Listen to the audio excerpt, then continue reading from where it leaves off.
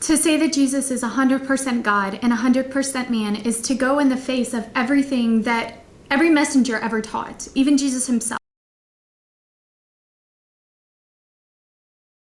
Assalamu alaikum, peace be on all of you, whether Jew, Christian, Hindu, Buddhist, Muslim, or anything. We're all God's creation. We're all here on earth to glorify him. And with that in mind, I'd like to start by saying, as always, Bismillah, in the name of God. Because every action that we take can be a means to glorify God. So, God willing, he will accept these videos and they will be a means of enlightenment. I have given so much thought as to how I'm going to say this, what I'm going to do. I have recorded many videos, deleted them, edited them, almost uploaded them, and I have been too critical of myself because I am not a great orator and I tend to chase many rabbit trails or kangaroo trails. But I should not let that stop me from spreading the message that every messenger brought, teaching what every prophet taught, transferring what every scriptures have ever said, that God is one. And yes, that God is not a man. It is not my intention to offend Christians. I was a Christian. My whole family is very religious, very Christian. And I have such a great respect for you. I would just simply like to give a brief analysis of certain discrepancies that I've come across, especially mistranslating and misunderstanding titles in the Bible. So with all that being said, in the next few videos, I'm going to be reading this to try to stay away from my kangaroo trails. In the next few videos, I will, inshallah, if God wills, be analyzing titles which have been given too much power through misunderstanding and mistranslations. Titles like Lord, Son of God, Everlasting Father, Begotten, and even the title God itself needs to be analyzed. You may not think that mistranslating something as small as Lord in Greek or Kyrios is a point worth analyzing because, well, it by itself is not the underlining point in calling Jesus God.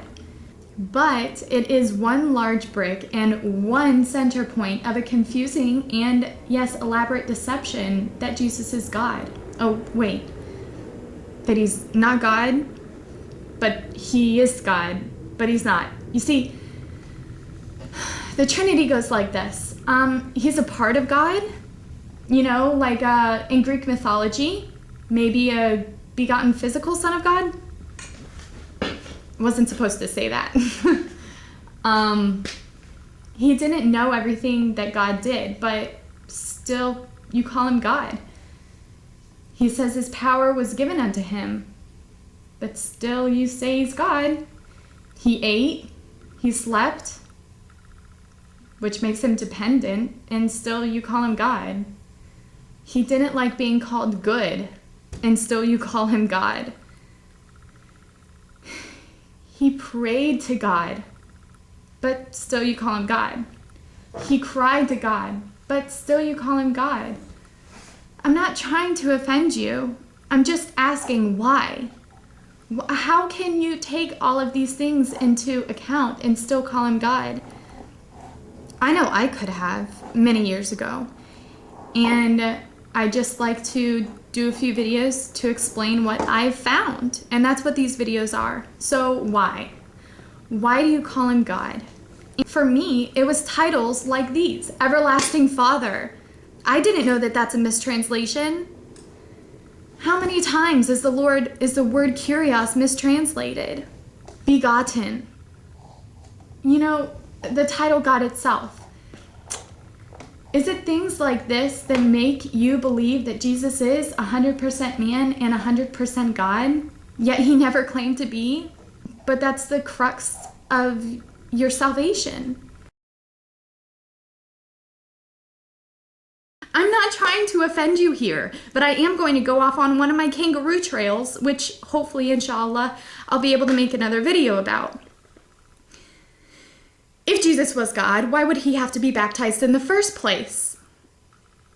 You see, baptism was a symbolic sense that he was being purified, that he was being sanctified. If Jesus was God, he would have always been sanctified.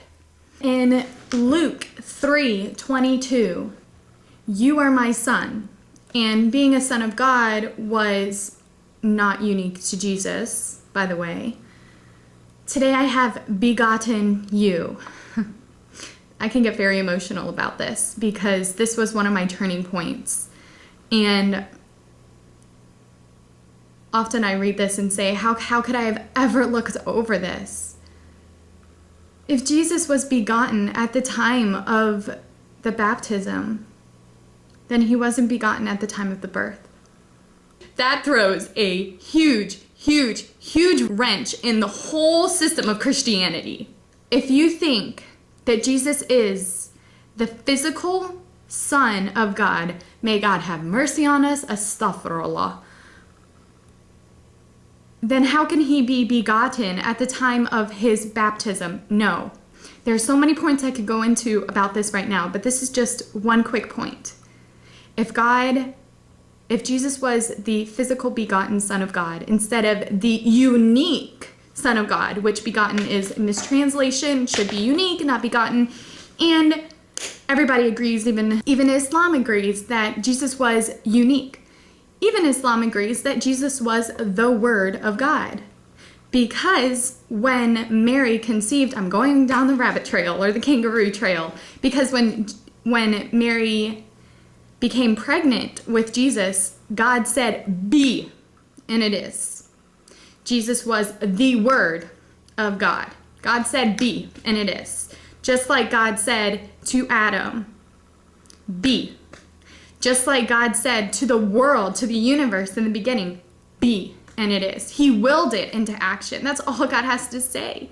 Kun, fayakun, be, and it is.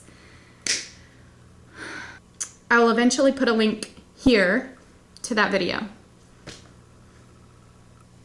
He said, listen to him. Don't you think that if Jesus was God, God would say, worship him? Don't you think if Jesus was God, and at this time of him being baptized, God would have said, worship him? Don't you think that if Jesus was God, God would have said, this is my human form? Why wouldn't God have just said, worship him? Nearly every time in the Old Testament that God is speaking, he says, I am God. I am God. Time and time and time again. There was no ambiguity about it. I am God. Why wouldn't he say, this is God? Or why wouldn't Jesus ever say, I am God? God didn't say worship him. God said, listen to him. And please, I'm not trying to offend. Stay with me, and you may begin to see how weak the blasphemous statement, the fundamental basis of Christianity really is. Can God be a man?